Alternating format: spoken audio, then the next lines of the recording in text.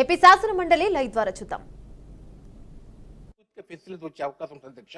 మరి ముఖ్యంగా గత ప్రభుత్వంలో జగనన్న బడుగు వికాసం అని చెప్పేసి ఎస్సీ బీసీ ఒక మైనార్టీ వాళ్ళకి ఎంఎస్ఎంఈల ద్వారా బస్సులు తిప్పుకోవడానికి ఇచ్చారు అధ్యక్ష. సుమారు 1500 బస్సులు అప్పుడు ఇవ్వడం జరిగింది. మరి దానికి 45% సబ్సిడీ ఉంది అధ్యక్ష. అది ఇప్పుడు దాకా రిలీజ్ చేయలేదు.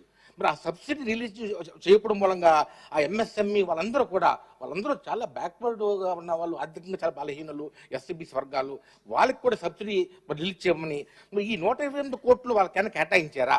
ఈ 128 కోట్లు ఆ గతంలో ఉండేటటువంటి ఆ బస్సు హైర్ చేసే వాళ్ళకి మన అప్పట్లో పాత గవర్నమెంట్లో జగనన్న బడుగు వికాసం వాళ్ళకి ఏమన్నా మీరు కేటాయించారా, లేకపోతే ఎప్పుడు కేటాయిస్తారు? ఈ బస్సును కోరుతున్నా అధ్యక్ష. మంత్రి గారు.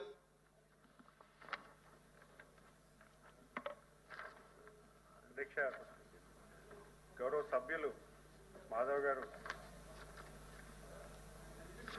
అడుగుతున్నారు అధ్యక్ష. అంటే 19 నుంచి 24 మధ్యన ఎంఎస్ఎంఈ ఇండస్ట్రీస్ చాలా వచ్చాయని, సుమారు 6.5 లక్షలు ఇండస్ట్రీ స్టార్ట్ అయ్యాయని, సుమారు 7,000 కోట్ల రూపాయలు గత ప్రభుత్వంలో ఇన్సెంటివ్స్ రూపంలో ఇచ్చారని చెప్తున్నారు అధ్యక్ష.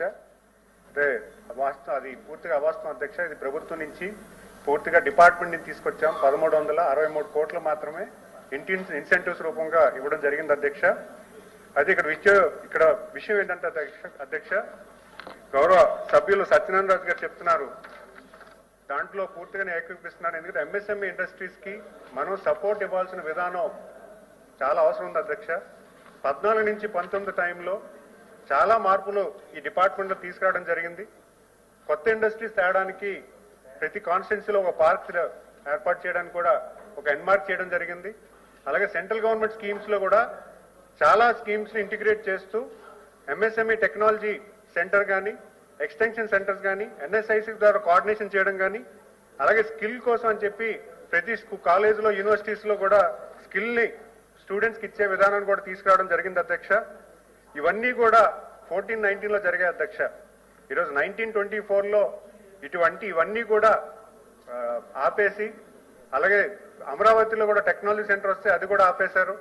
అంతేకాకుండా చాలా వచ్చిన ఇండస్ట్రీస్ ని కూడా వెనక్కి పంపించే పరిస్థితి కూడా గత ప్రభుత్వం చేసింది అధ్యక్ష.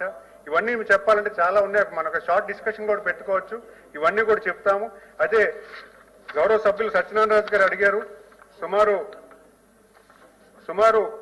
ఇప్పుడు ఈ ప్రభుత్వంలో ఇంకా 1500 కోట్ల రూపాయలు ఎంఎస్ఎంఈ యూనిట్స్ కి శాంక్షన్ అయ్యి ఇవ్వాల్సిన ఉన్నది అధ్యక్ష. అందులో 128 కోట్లు ఇవ్వడం జరిగింది. మిగతావి కూడా ఇవ్వడానికి కూడా మీ పూర్తి స్థాయిలో కసరత్తు చేస్తున్నాము.